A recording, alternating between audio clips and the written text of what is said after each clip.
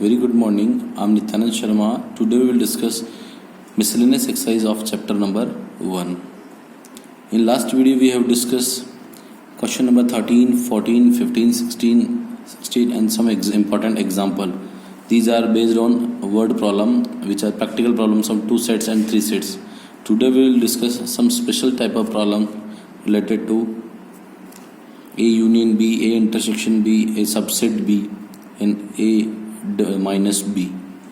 Now today we will discuss question number 1 to question number 12. Now firstly we will discuss question number first. Decide among the following sets which set are subset of one and another. यानी आपको ये बताना है कि इनमें से जो A दे रखा है A सेट X इस कर ले ये उसमें दे रहेगा सेट बिल्डर फॉर्म में X such that X is element of R and X satisfy X square minus 8X plus 12 equals to 0. B set दे रहेगा, C इनफाइनाइट सेट दे रहेगा और D 6 दे रहेगा है. तो आपको इनमें से बताना है कि इनमें से कौन से सबसेट्स एक दूसरे के सबसेट्स हैं. सबसेट्स की डेफिनेशन होती है कि अगर पहला सेट के अगर सारे एलिमेंट अगर दूसरे सेट में अगर है तो पहला सेट दूसरे सेट का सबसेट होता है.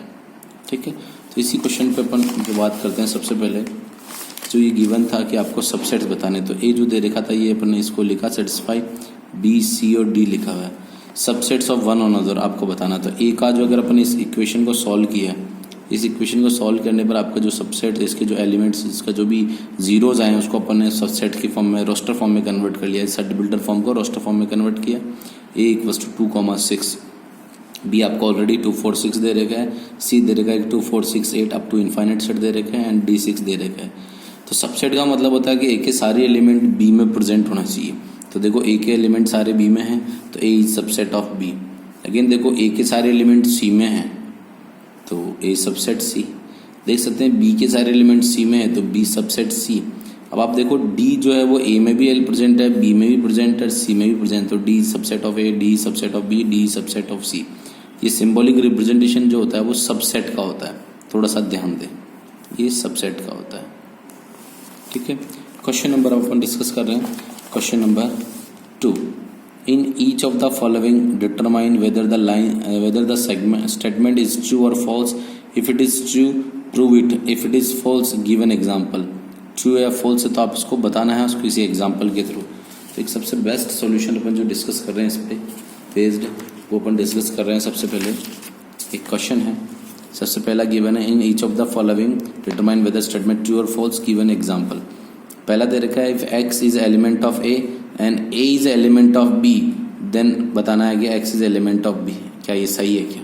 तो आप देख सकते हैं सबसे पहले ये फॉल्स. देखिए अपन ने ए मान लिया कोई ए सेट के अंदर कोई वन एलिमेंट है. बी के अंदर जो उसको बोल रहा है कि x is element of A and A is element of B. तो ए यानी ए का जो एलिमेंट है वो बी के लिए एलिमेंट का काम करना चाहिए. यानी बी में और भी कोई एलिमेंट हो बट ए वाला जो है वो ए में एलिमेंट होना चाहिए बी के लिए. तो बी के लिए एलिमेंट बता दिया. अब आप देख सकते हैं कि one is element of A is element of B. यानी ये दोनों कंडीशन फुलफिल हो रही है. बट आप देख सकते हैं one is not element of B. One is not element of B. One curly bracket of one is element of B. So that is false. So x is element of a and a is element of b but need not imply that x is element of b. तो ये आपने यहाँ से इस तरह example देके prove करना. Second देखिए if a is subset of b यानी a के सारे एलिमेंट b में हैं and b is element of c then a is element of c. Again upon example दिया a में 1 दे रखा है, b में 1 और 2 दे रखा, c में 1 2 and 3 दे रखा. यानी 1 2 में कर्ली ब्रैकेट और 1 3 बाहर एलिमेंट है. और जैसा क्वेश्चन में कहा उसी तरह अपन ने ये एग्जाम्पल अरेंज किए हुए. क्वेश्चन में जैसा बताया गया है कि ए सबसेट बी यानी ए के सारे एलिमेंट बी में होने चाहिए. तो वन ए का सारे एलिमेंट बी में है. और देख सकते हैं कि बी इज एलिमेंट ऑफ सी यानी बी का जो पार्ट है ये इस सी में प्रेजेंट होना चाहिए. बी सी में प्रेजेंट है, बिल्कुल बी का सी में प्रेजेंट है. ये जो बी वाले जो एलिमेंट्स हैं ये वाले ये सारे पूरा बी पूरा सेट एलिमेंट का काम करेगा सी के अंदर. तो ये पूरा सेट एलिमेंट का काम कर रहा है. तो अब आपको बोल रहा है दोनों कंडीशन फुलफिल हो रही है. बट आप देख सकते हैं कि ए का जो एलिमेंट है वो सी का एलिमेंट नहीं है क्योंकि ए कर्ली ब्रैकेट में सेपरेट लिखा होना चाहिए अंदर जो कि नहीं है. तो आप A not element of C. So A subset B and B is element of C but need not imply A is element of C. इस तरह आप रिमेनिंग उसके जो भी रिमेनिंग 5, 4, 6 पार्ट है ये आप खुद से करिए, अपने एग्जाम्पल देने और उससे बताना कि वो सही है या ट्रू है या फॉल्स है। नाउ क्वेश्चन नंबर 3 ये दे रखा है कि let A B and C be the sets such that A union B equals to A union C and A intersection B equals to A intersection C, show that B equal to C. ये एक थोड़ी सी different type की problem है जिन sets को अपने को एक दूसरे को इक्वल प्रूव करना है। तो सबसे पहले अपन ने ये जो गिवन कंडीशन है ये और ये दोनों कंडीशन है प्रूव करना है, B equal to C prove करना है। तो सबसे पहले अपन ने क्या किया कि गिवन कंडीशन एक तो ये है और प्रूव अपने को B equal to C prove करना है। तो वी नो दैट अपने को पहली कंडीशन जो गिवन है ए union B equals to A union C. Taking अब अपन सबसे पहले क्या कर अपने को बी से C B equal to C prove करना। तो ये बी देख रहे हैं लेफ्ट हैंड साइड में, तो दोनों तरफ बी क्या ले रहे हैं, इंटरसेक्शन ले रहे हैं। Taking intersection B on both the side, दोनों तरफ बी इंटरसेक्शन लिया तो ए union B intersection B equals to A union C intersection B, दोनों तरफ लिया। अब अपन ने इस पे क्या लगाया, डिस्ट्रीब्यूटिव लॉ लगाया। क्या लगाया, डिस्ट्रीब्यूटिव लॉ लगाया। और डिस्ट्रीब्यूटिव लॉ लगाने पर कैसे पता लगा, देखो ए यूनियन बी कुछ भी है, जो भी रेस्पॉन्स आएगा उसका बी के साथ इंटरसेक्शन करेंगे तो आपको वापस बी ही मिलेगा, क्योंकि ए और बी में से जो भी यूनियन बनेगा वो बी का एलिमेंट बनेगा और बी में से जो कॉमन आएगा वापस बी ही मिलेगा। ठीक है, अब अपन ने यहाँ पर डिस्ट्रीब्यूट किया तो ए intersection B union C intersection B, ये आपका फर्स्ट इक्वेशन हो गया जिसको लेफ्ट साइड में बी रेस्पॉन्स है और इधर ये राइट साइड में जो भी बना है। अगेन अपन सेम इसी रिजल्ट को जो अपने को ये गिवन है ये रिजल्ट, इस रिजल्ट में अगेन वी नो दैट ये आपको गिवन है। अब अपन ने इस पे सी लेके सी प्रूव करना है तो अपन ने taking C intersection on both the side, दोनों तरफ वापस सी ले लिया, ये दिस इंटरसेक्शन टू दिस। तो यहाँ वापस अगेन डिस्ट्रीब्यूटिव लॉ लगाया, ए intersection C union B intersection C. और आपने देख सकते हो किसी ए यूनियन सी में से अगर सी का कॉमन लोगे तो अगेन रिजल्ट क्या मिलेगा, सी ही मिलेगा। तो अब आप देख सकते हो ए इंटरसेक्शन सी और यूनियन बी इंटरसेक्शन सी। अब आपको ऑलरेडी पता है कि ए इंटरसेक्शन सी किसके, क्योंकि अपने को गिवन है ए इंटरसेक्शन सी किसके इक्वल है, ए इंटरसेक्शन बी के। तो ए इंटरसेक्शन सी की जगह ए इंटरसेक्शन बी अपन ने यहाँ पर पुट कर दिया। पुट करने पर ए इंटरसेक्शन बी आ गया। अगर आप देख सकते हो इसको और ये आपकी फर्स्ट इक्वेशन को, दोनों सेम आइडेंटिकल हो चुकी है। तो इक्वेशन फर्स्ट और इसको इक्वेशन सेकंड कंसिडर कर दिया तो आपका बी इक्वल टू क्या हो गया, सी प्रूव हो गया। B equal to C prove हो चुका है। तो from equation first and equation second we prove that B equal to C. ये डिफरेंट टाइप ऑफ प्रॉपर्टीज़ का यूज़ करते हुए अपन ने इसको प्रूव किया है। ये डिफरेंट क्वेश्चन है और ये जनरली पेपर में कई बार पूछा भी जाता है। इंपॉर्टेंट क्वेश्चन है, इसको स्पेशली आप ढंग से करें। एक बार इस कंडीशन में एक बार बी का इंटरसेक्शन लिया दोनों तरफ, एक बार सी का इंटरसेक्शन लिया और दोनों में जो डिस्ट्रीब्यूटिव लॉ लगाया तो दोनों की इक्वेशन का स्टेप्स दोनों का सेम आ गया। सेम आने में अपन ने प्रूव कर दिया कि दोनों आपस में क्या है, इक्वल है। Now question number 4। Question number 4 में आप देखिए, इसको मैं बहुत सिंपल एग्जांपल से इसको आप क्लियर करना चाहता हूँ।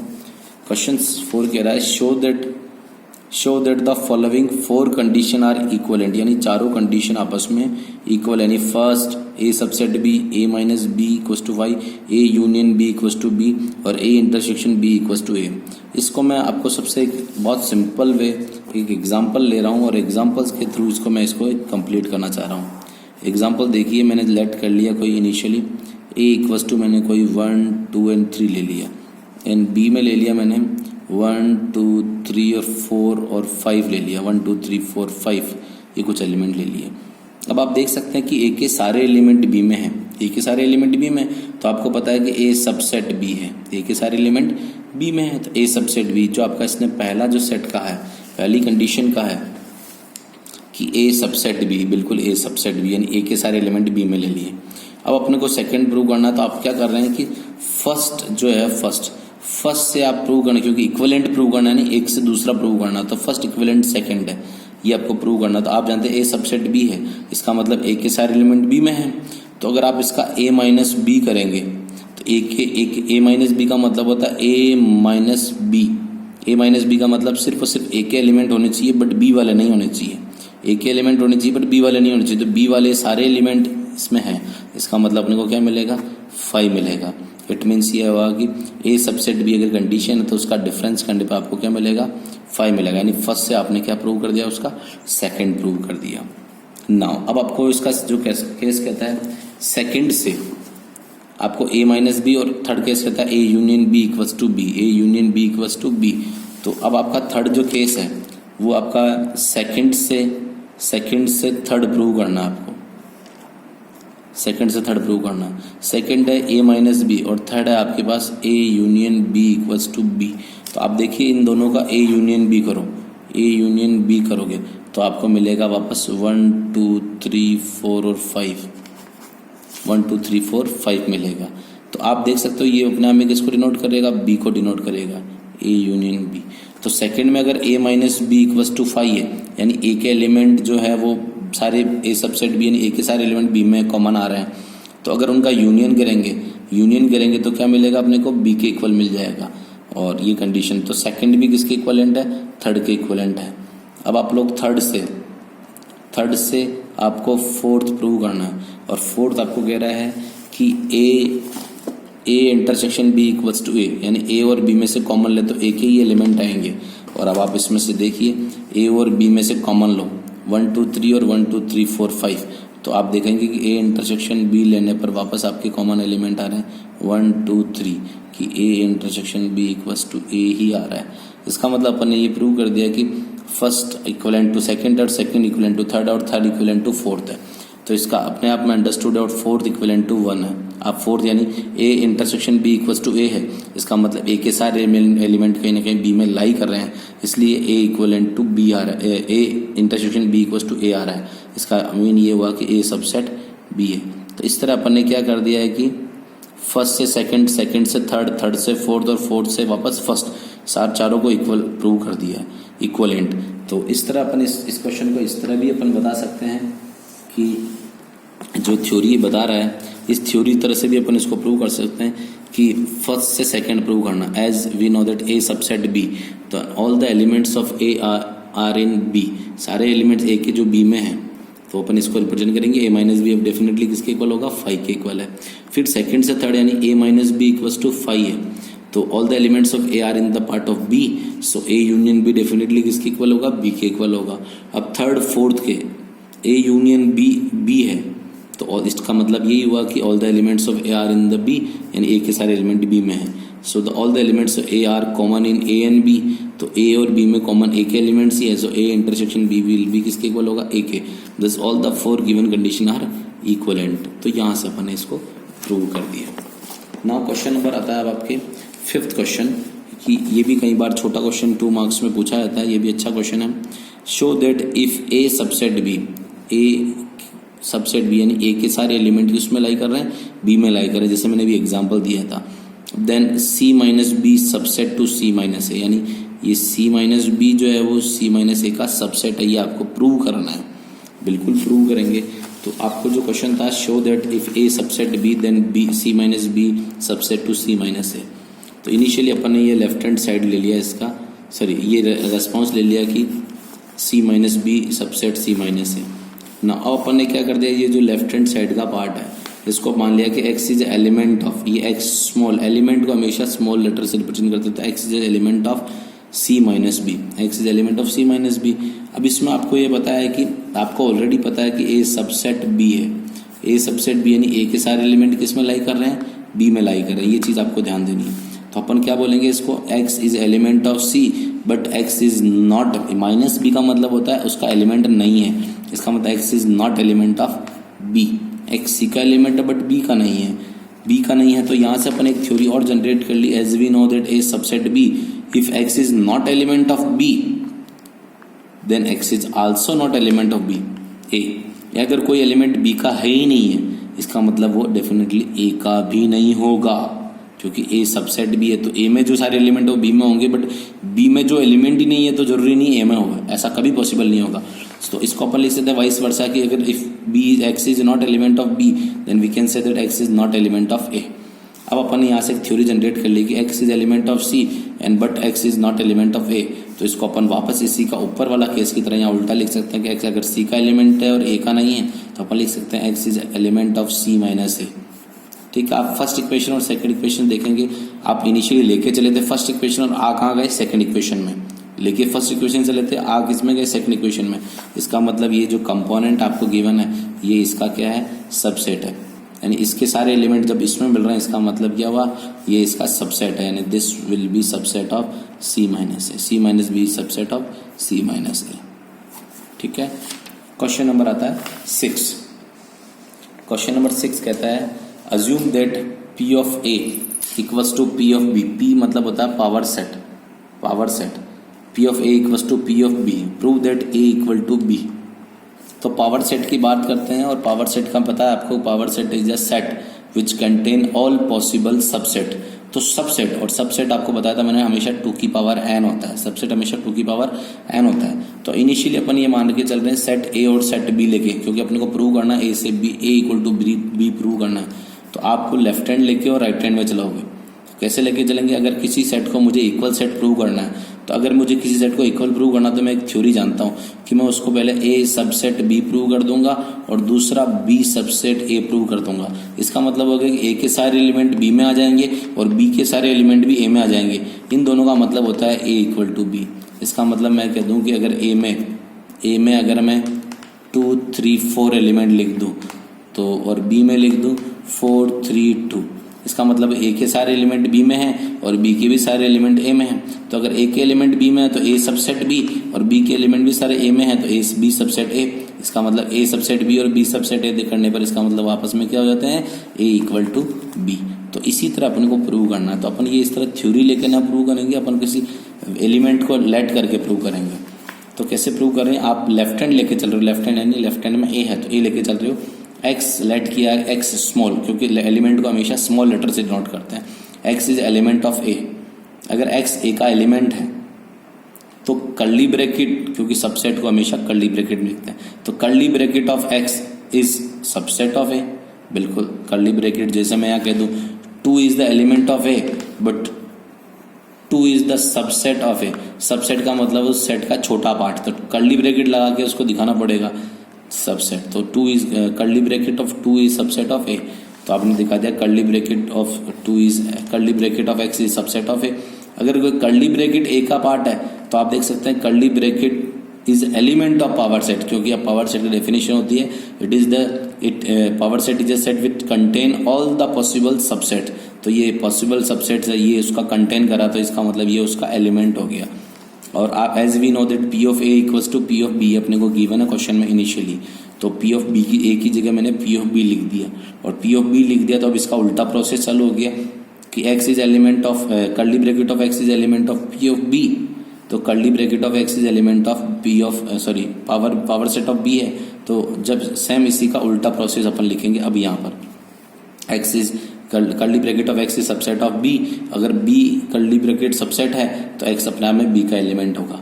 तो इनिशियली एक्स ए का एलिमेंट लेके चले थे, बट एक्स एलिमेंट किसका आ गया, बी का। तो इसका मतलब ए सबसेट क्या हो गया, बी। एलिमेंट ए में लेके चल रहे हैं और बी में मिल रहा है, यानी ए के सारे एलिमेंट जो लोगे वो सब किस में मिल जाएंगे, बी में। तो ए सबसेट बी हो गया। अब इसी का उल्टा प्रोसेस अपन लेके चलेंगे सिमिलरली। अब अपन लेट कर रहे हैं, लेट किया अपन ने y is element of b। अब राइट हैंड साइड से चल रहे हैं, y is element of b। Again same इसी तरह का प्रोसेस फॉलो करेंगे, curly bracket of y subset of b, curly bracket of y is element of p of b। और as we know that p of b अपने आप में किसके equal है, p ऑफ a के इक्वल है। तो curly bracket of y is element of p of a and curly bracket of y is subset of a and simple y is element of a। सो अब y आप लेके चले तो y b में element, और आ किस में गया, y is element of a। Then अपन कह सकते हैं कि y b में एलिमेंट लेके चले थे और y a में आ गया। इसका मतलब b सबसेट ऑफ, यानी सारे एलिमेंट जो b में लूंगा वो सब किस में आ जाएंगे, a में। इसका मतलब ये हुआ कि b is the subset of a। तो b सबसेट a आ गया। आप इक्वेशन फर्स्ट और इक्वेशन सेकंड को कंबाइन करें तो a is subset of a, b and b is subset of a।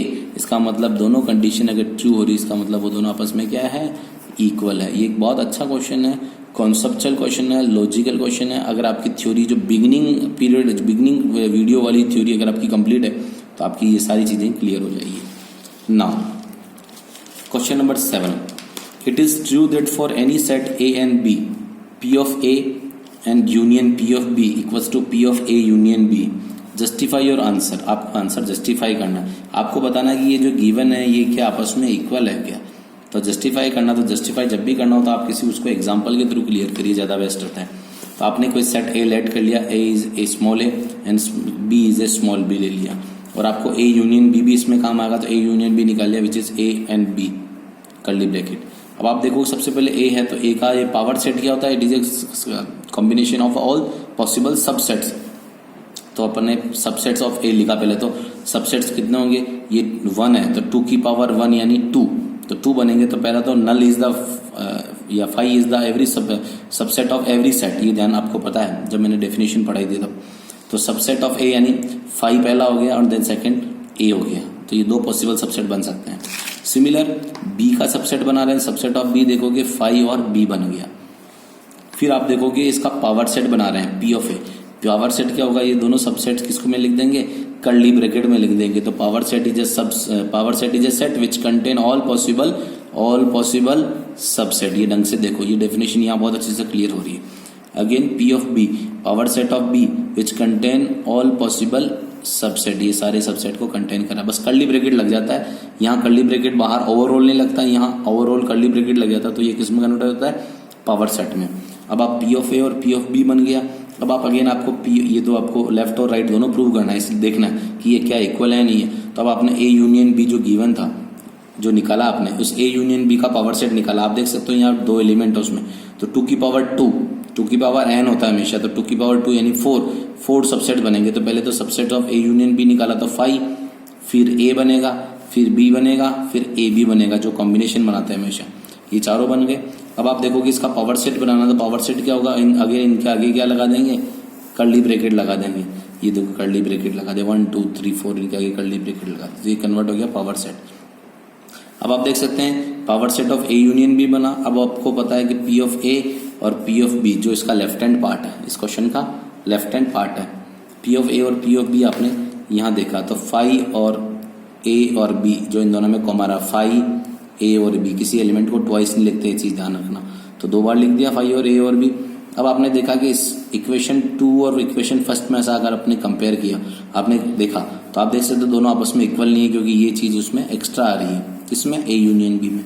तो as we know that equation first and second, P of A union B is not equal to P of A union P of B, यानी power set of A union B जो है power set of A union power set of B के equal नहीं होता है।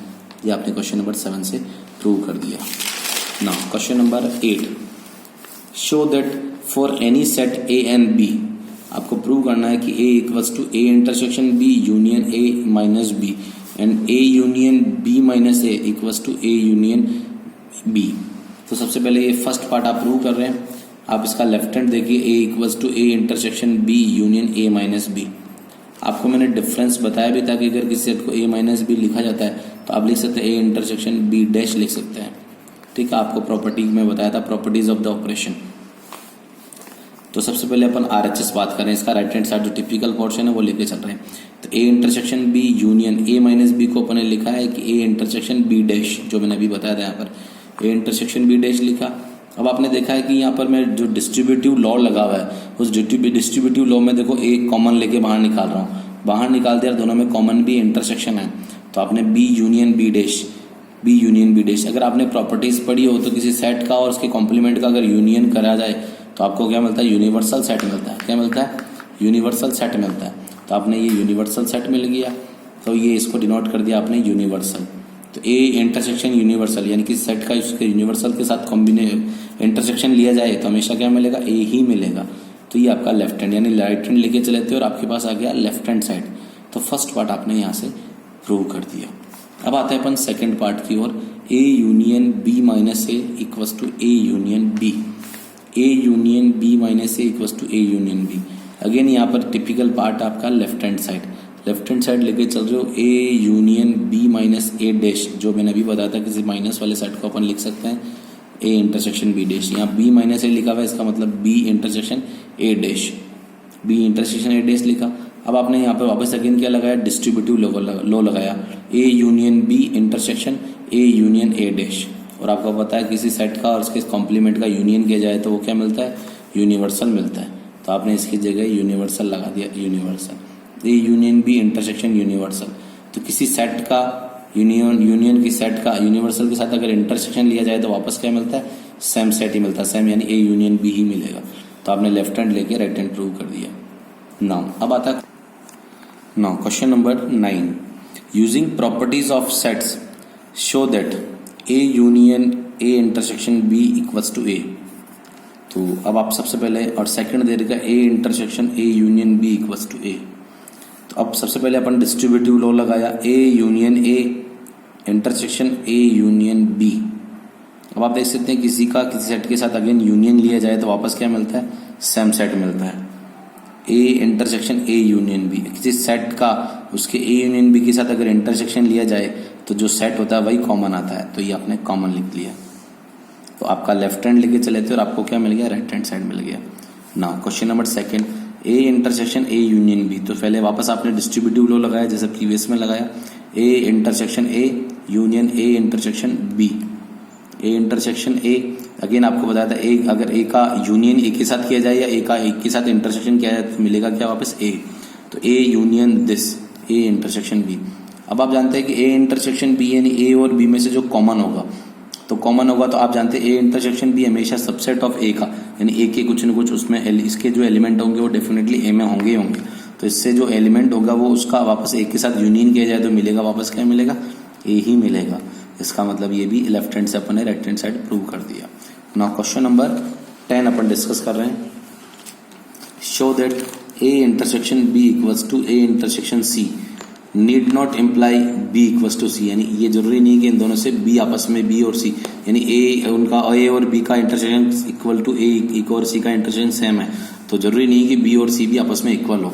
तो सबसे पहले अपन ने ये कोई एग्जाम्पल के थ्रू अपन प्रूव कर रहे हैं कि ए ले लिया, ऐसे एग्जाम्पल आपको असूम करना जहां से ये दोनों कंडीशन, ये कंडीशन फुलफिल हो। सबसे पहले तो आपने ले लिया ए इक्वल्स टू 1 2 3 4, बी ले लिया 1 3 5, सी ले लिया 1 3 5 7। ठीक है, अब आप देख सकते हैं ए इंटरसेक्शन बी, देखो ए इंटरसेक्शन बी करने पर 1 और 3 कॉमन आ रहा है।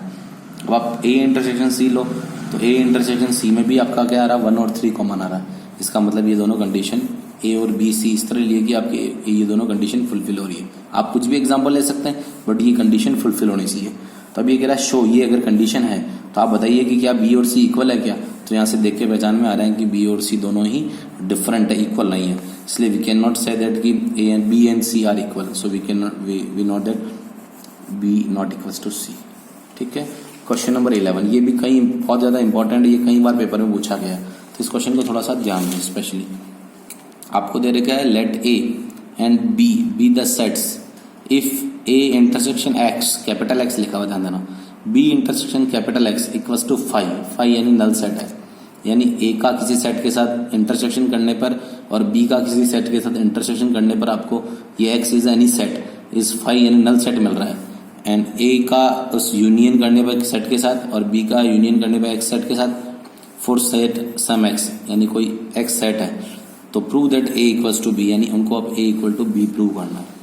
तो इनिशियली आप क्या लेके चल रहे हैं कि प्रूव करना ए इक्वल टू बी, तो अपने को ए इक्वल टू बी प्रूव करना, तो आप यहाँ से क्या लेके चल रहे हैं लेफ्ट हैंड, यानी मैं बाय यूजिंग प्रॉपर्टीज के थ्रू इसको सॉल्व कर रहा हूँ। तो इनिशियली मैंने लिया ए, लेफ्ट हैंड साइड ए लेके चल रहा हूँ। इस ए को मैंने लिखा है कि ए यूनियन 5, यानी किसी ए सेट में 5 को अगर मैं यूनियन करूँ, ज्वाइन करूँ, तो मुझे वापस क्या मिलता है, ए ही मिलता है। बहुत सिंपल प्रॉपर्टी।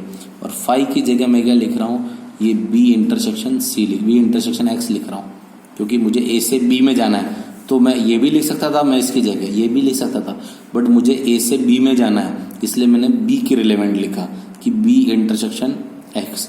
तो बी इंटरसेक्शन एक्स जो कि तीनों आपस में किसके इक्वल है, 5 के इक्वल गिवन है। तो एन ए इक्वल्स टू, अब आपने a union B intersection x लिखा। अब आपने यहाँ पे क्या लगाया, डिस्ट्रीब्यूटिव लॉ लगाया, ए union B intersection A union x. As we know that A union x आपको ऑलरेडी गिवन है कि ए यूनियन एक्स किसके इक्वल है, बी यूनियन एक्स के इक्वल है। तो आपने यहाँ गिवन है ए union x b union x के इक्वल गिवन है। तो अब आपने यहाँ लिखा इस ए यूनियन एक्स की जगह आपने लिख दिया बी यूनियन एक्स लिख दिया, बी यूनियन एक्स लिख दिया। अब आप देख सकते हैं इसका मैं थोड़ा सा ओरिएंटेशन चेंज किया कि ये भी बी यूनियन एक्स है, ये भी ए यूनियन बी है। तो मैंने इसको आगे चेंज करने के लिए मुझे पता है कि ए यूनियन बी जो अपने आप में बी यूनियन ए के बराबर होता है, तो मैंने ए यूनियन बी की जगह बी यूनियन ए लिखा। अगेन अब मैं इसका डिस्ट्रीब्यूटिव प्रॉपर्टी का रिवर्स प्रोसेस फॉलो कर रहा हूँ, जो डिस्ट्रीब्यूट हो रखा है उसका मैं उल्टा भी लिख सकता हूँ। तो बी यूनियन ए इंटरसेक्शन बी यूनियन एक्स लिखा हुआ है, तो दोनों का मैंने बी कॉमन ले लिया, यूनियन कॉमन ले लिया, ए इंटरसेक्शन एक्स बच गया। और आपको पता है कि ए इंटरसेक्शन अपने आप में किसके इक्वल है, 5 के इक्वल है, जो ऑलरेडी गिवन है क्वेश्चन में। तो इसकी जगह 5 लगा दिया तो बी यूनियन फाई यानी बी का किसी सेट के साथ फाई यानी नल सेट के साथ किया जाए तो आप इसे रेस्पॉन्स क्या मिलेगा, बी ही। तो अपन लेके चले थे लेफ्ट हैंड से ए और आ क्या गया राइट हैंड में बी, तो ए इक्वस टू बी यानी left hand equals to right hand आपने प्रूव कर दिया। ये एक बहुत अच्छा क्वेश्चन है, इस क्वेश्चन पे स्पेशली ध्यान दें और इसको स्पेशली आज से निकालें। क्वेश्चन नंबर लास्ट बचा आपके इस मिसलेनियस एक्सरसाइज का 12th क्वेश्चन। 12th क्वेश्चन कहता है find sets a B and c such that A intersection b, A intersection c and b intersection c are non empty sets. तीनों non empty है, non empty यानी इनमें कुछ न कुछ एलिमेंट है, खाली सेट नहीं है। And A intersection b intersection c equals to 5, ये आपको बताना है कि ऐसा है तो ए बी सी सेट्स कौन से होंगे। तो इनिशियली अपन ने लेट कर लिया कि ए बी सी और A intersection B, B A intersection C और B intersection are non empty. Non empty यानी खाली नहीं होनी चाहिए, कुछ फाइनाइट होने चाहिए। तो आपने देखा कि ए मैंने कोई ऐसा एलिमेंट लिया जिससे ए बी सी कुछ इस तरह के एलिमेंट लूंगा जिससे मेरे उनके ये इंटरसेक्शन कुछ न कुछ नल सेट ना हो, कुछ न कुछ फाइनाइट सेट आए। तो मैंने ए में लिया 1 और 2, बी में ले लिया 1 और 3 और सी में ले लिया 2 और 3। अब आपने देखा ए और बी का इंटरसेक्शन करने पे मेरे पास 1 एलिमेंट कॉमन आ रहा है, 1 अपने आप में, और बी और सी में कुछ कॉमन लेने पर मुझे 3 कॉमन दिख रहा है, और ए और सी में कॉमन लेने पे अगेन मुझे 2 कॉमन दिख रहा है जो which is not equal to 5 यानी 5 के इक्वल नहीं है। 5 मतलब नल सेट के इक्वल नहीं है, इसलिए उसने बोला था नॉन एम्प्टी। अब आप देख सकते हैं कि जब तीनों इक्वल नहीं है, 5 के इक्वल नहीं है, तो अब आप इनका a intersection b intersection c करके देखें क्या वो 5 आ रहा है क्या। तो ए इंटरसेक्शन बी इंटरसेक्शन सी, तो आप देख सकते हैं ए इंटरसेक्शन बी करने पर ए इंटरसेक्शन बी अपना में 5 है, 1 है, सॉरी 1 इंटरसेक्शन सी अपने आप में है, अपने आप सी अपने आप में 2 और 3। तो अब दोनों का इंटरसेक्शन करोगे तो दोनों में कुछ भी एलिमेंट कॉमन नहीं है, तो क्या आ रहा है 5। तो ये भी प्रूव हो चुका है कि a intersection b intersection c equals to 5 होगा, जहाँ उनके ए बी सी ये एलिमेंट्स होंगे।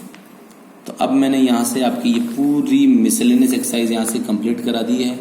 अब आप लोगों को जो कुछ भी सेट इस फर्स्ट चैप्टर के रिलेवेंट कुछ नहीं बचा है।